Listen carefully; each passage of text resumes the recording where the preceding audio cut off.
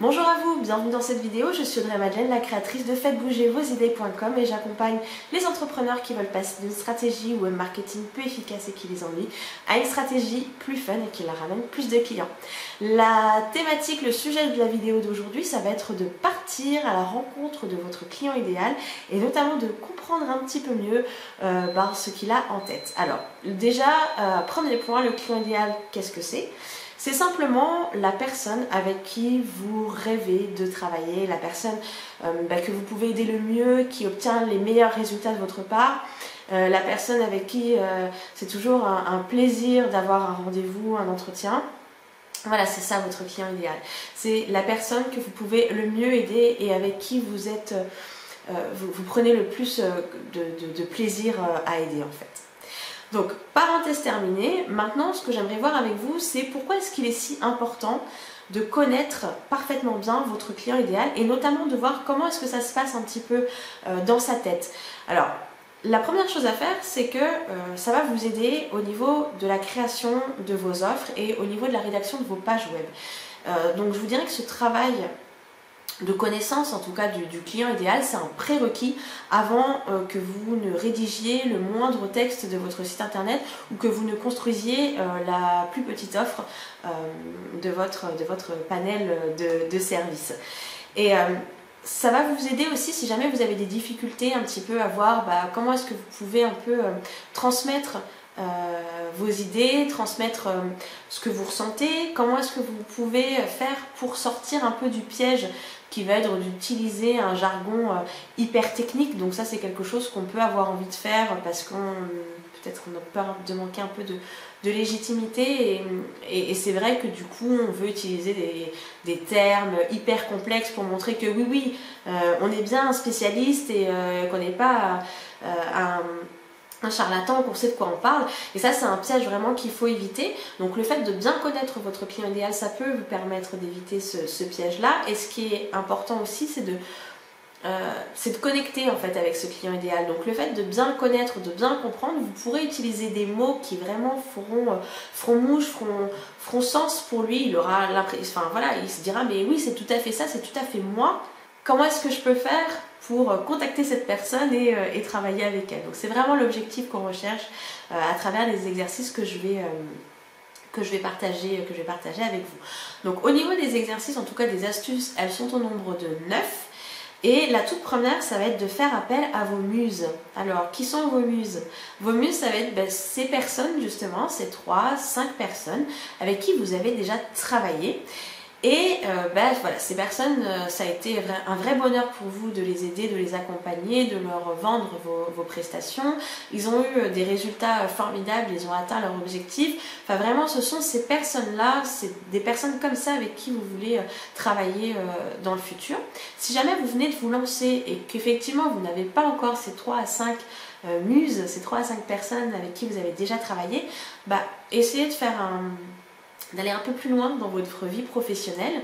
Pensez à votre vie professionnelle précédente, quelles sont les personnes avec qui vous avez collaboré, avec qui ça s'est super bien passé, même dans votre précédent métier, si vous étiez en contact avec la clientèle, quels sont les types de clients avec qui vous avez travaillé et que vous avez pris du plaisir à aider, avec qui pareil, ça s'est très très bien passé, ils ont été plus que satisfaits de votre collaboration.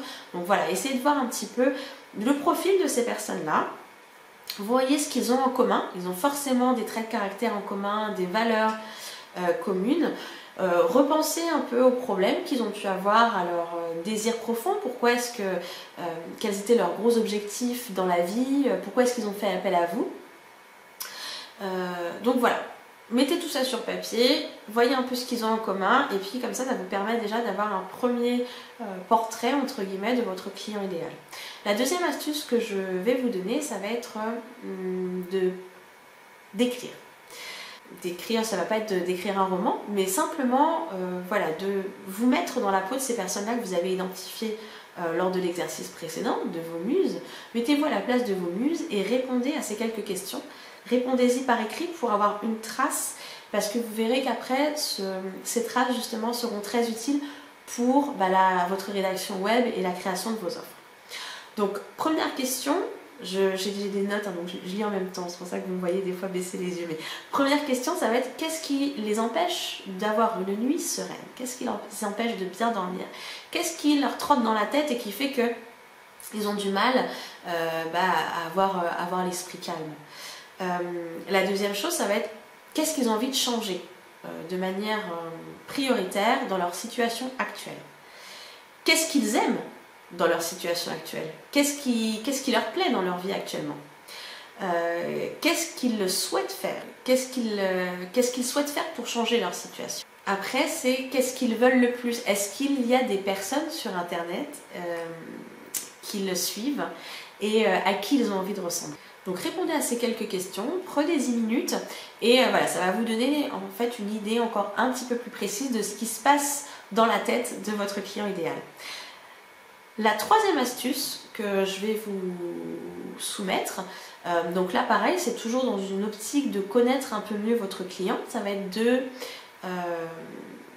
créer des mini-rencontres en fait. C'est ce que j'avais fait moi au début. J'avais créé des petites sessions très courtes, de 30 minutes, 1 heure, donc avec des personnes, c'était gratuit et simplement c'était voilà, se retrouver autour d'une problématique commune et échanger par rapport à ça.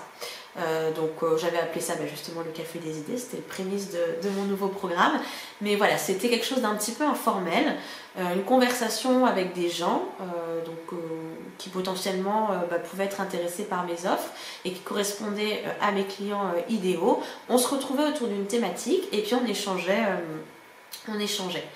Et en fait, ces instants, ces moments de rencontre, ça donne beaucoup d'informations, encore une fois, sur les problématiques que les personnes, que ces clients idéaux rencontrent.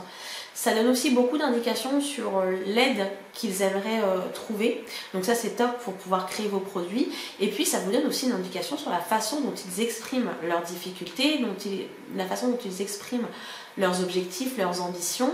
Et ça aussi, c'est quelque chose d'important. Donc, si jamais vous décidez de mettre en place ce type de rencontre, donc faites-le régulièrement, peut-être 1 fois ou 2 fois par mois, mais assurez-vous soit d'enregistrer ces sessions, soit d'avoir vraiment de quoi noter parce que il y a vraiment des pépites lors de ces rencontres. Alors, ensuite, la quatrième astuce, c'est quelque chose de très classique, ça va être le sondage. Si vous commencez à avoir un petit peu de monde sur vos réseaux sociaux, sur votre newsletter, préparez un sondage à l'aide de Google Forms, pas trop long, pas plus de 7 questions, et puis voilà, essayez de leur demander des informations qui pourraient vous être utiles pour créer toujours le meilleur service, à apporter la meilleure aide à ces personnes-là. Donc voilà, essayez de faire ça régulièrement aussi pour rester toujours en contact avec votre cible, ça peut être une bonne chose. La 5e astuce, une astuce très connue mais aussi très efficace, c'est de lire vos commentaires. Lire vos commentaires de blog et lire les commentaires d'autres blogs, donc qui sont en tout cas qui s'adressent à la même cible que vous. Pourquoi c'est important? Parce que quand les gens vous envoient un commentaire via votre blog, c'est déjà d'une part parce qu'ils sont convaincus que vous allez pouvoir les aider. Donc déjà, vous voyez un petit peu sur quelle thématique on vous sollicite le plus, c'est-à-dire que ça va être des thématiques sur lesquelles vous allez être davantage perçu comme étant un spécialiste. Et puis pareil, vous allez voir ce qui leur pose vraiment des difficultés et de quelle façon ils expriment ces difficultés. La 6e astuce, ça va être de faire une petite recherche sur les moteurs de recherche sur lesquels vous misez. Donc ça peut être Google, ça peut être YouTube, ça peut être Pinterest. Et là, vous allez avoir des informations sur quels sont les termes aussi les plus utilisés. Par exemple, si vous regardez sur Google, vous vous apercevrez que cours en ligne a de meilleurs résultats et davantage recherché que e-cours ou e-formation. Donc voilà, c'est des petites choses comme ça qui peuvent aussi vous aider à optimiser au maximum les titres de vos contenus. Alors ensuite, ça va être la 7e astuce, ça va être de regarder les commentaires que vous pouvez avoir sur les sites qui vendent des livres. Il y a des livres forcément qui sont au niveau, qui traitent des mêmes thématiques que vous, qui sont des best-sellers dans votre secteur d'activité.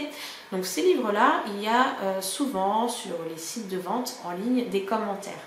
pareil, regardez comment ça se passe dans les commentaires, regardez ce qui a le plus attiré ou le plus plu ce qui a le plus plu au lecteur en fait de ces livres. Alors ensuite, la 8e astuce, ça va être vos mails. Si vous envoyez régulièrement des newsletters, des emails à votre cible, il y a de fortes chances pour que ces personnes vous aient déjà répondu. Si vous ont répondu, ça veut dire que déjà il y a une thématique qui les a plus intéressés qu'une autre. Pourquoi est-ce qu'ils ont répondu plus à cet email qu'à l'email précédent? Donc ça, c'est aussi une information que vous pouvez exploiter. Mais surtout, encore une fois, de la même manière, ils vont rebondir sur ce que vous avez dit avec leur thème, avec leurs mots, pardon, et ils vont peut-être aussi partager une difficulté qu'ils rencontrent, une crainte, un blocage qui fait que ça n'avance pas aussi bien qu'ils le voudraient. Donc là aussi, ça peut être vraiment un outil très si jamais vous avez aussi des formulaires de contact, souvent on peut vous poser des questions sur votre offre. Donc aussi ces questions-là peuvent vous permettre d'améliorer votre page de service, votre page de vente. Parce que si vous avez plusieurs personnes qui vous posent la même question, ce serait peut-être pas mal de revoir un petit peu votre copie et puis de l'améliorer au maximum. Maintenant, la toute dernière astuce que je vous propose, donc c'est la 9e, la dernière, c'est vous. En tout cas la personne que vous étiez il y a quelques années, quelques mois, avant que vous ne travailliez alors soit sur vous, que vous n'amélioriez votre site internet, que vous ne retravaillez vos offres, que vous ne fassiez régulièrement de la méditation. Voilà, cette personne que vous étiez avant, peut-être qu'elle a connu les mêmes difficultés que les personnes que vous aidez maintenant. En général, c'est souvent le cas. Peut-être qu'elle a connu les mêmes déboires, peut-être qu'elle s'est posé les mêmes questions, qu'elle a eu les mêmes peurs, les mêmes craintes. Donc, essayez de vous replonger dans la personne que vous étiez quelques années en arrière et voyez aussi ce qu'elle attendait de votre marché, de votre secteur d'activité, des experts qui étaient là avant vous. Et voyez aussi ce qui a fonctionné, la façon dont elle s'exprimait. Pareil, réutilisez-le dans tous les contenus que vous allez créer pour votre communication sur Internet. Donc voilà, quel blog vous lisiez, quelle personne vous suiviez sur Internet, quelles recherches vous faisiez sur Google. Toutes ces choses-là, essayez de les lister aussi. Ça vous donnera des idées et des pistes pour parler de manière plus efficace à votre client idéal. Voilà, j'espère que ces 9 astuces vous auront aidé. N'hésitez pas à en choisir une ou deux et à les mettre en application dès maintenant. Si vous avez des questions, n'hésitez pas à les poster en commentaire, j'y répondrai avec plaisir. Et je vous dis à très bientôt dans une prochaine vidéo. Bye bye!